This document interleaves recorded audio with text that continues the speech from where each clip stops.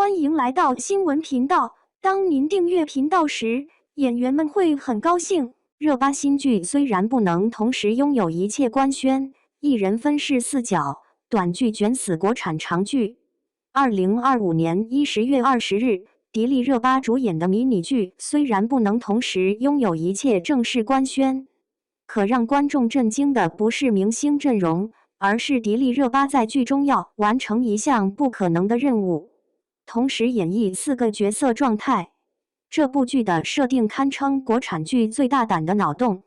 2个命运截然不同的迪丽热巴互换人生，而演员需要同时演出精英的本体、主妇的本体，精英伪装成主妇的破绽，主妇冒充精英的反差。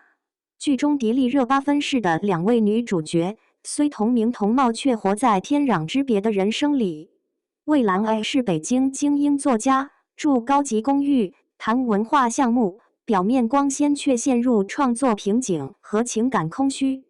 魏兰 B 是福建小镇主妇，经济拮据且长期遭受家暴，在压抑中渴望挣脱牢笼。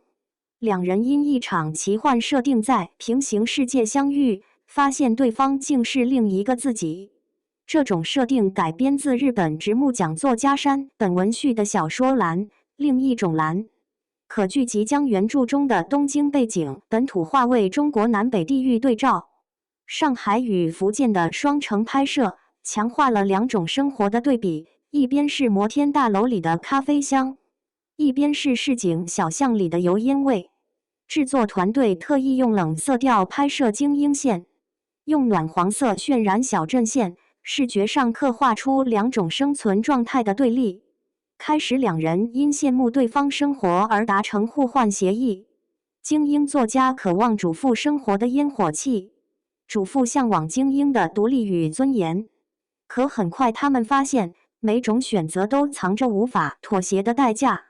精英作家伪装成主妇后，因不善家务被丈夫怀疑；主妇闯入精英圈层后，因知识储备不足面临穿帮危机。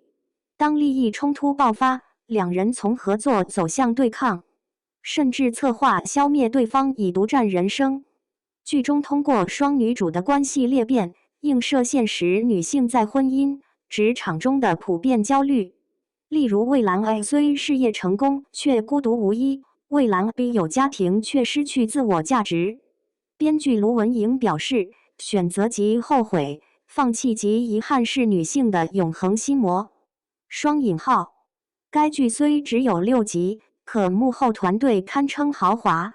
监制翁子光曾凭《踏血寻梅》斩获金像奖。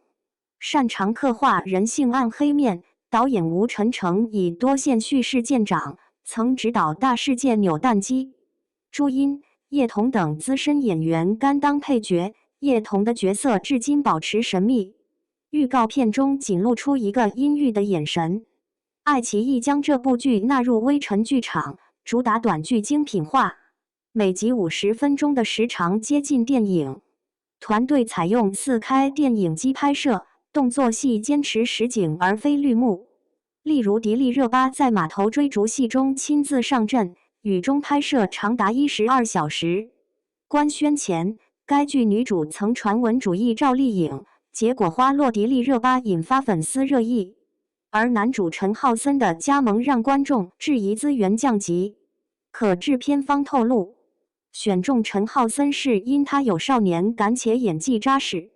他饰演的富二代将误认魏兰 B 为精英作家，并成为推动双女主命运的关键纽带。迪丽热巴为演好主妇角色，提前赴福建体验生活，学习方言和家务技能。片花中她手搓衣服时颤抖的细节，与精英线里高傲自信的表情形成强烈反差。演技测评博主指出，她需要同时把握4种状态，甚至要演出扮演他人时的表演痕迹，这相当于演技毕业考。双引号。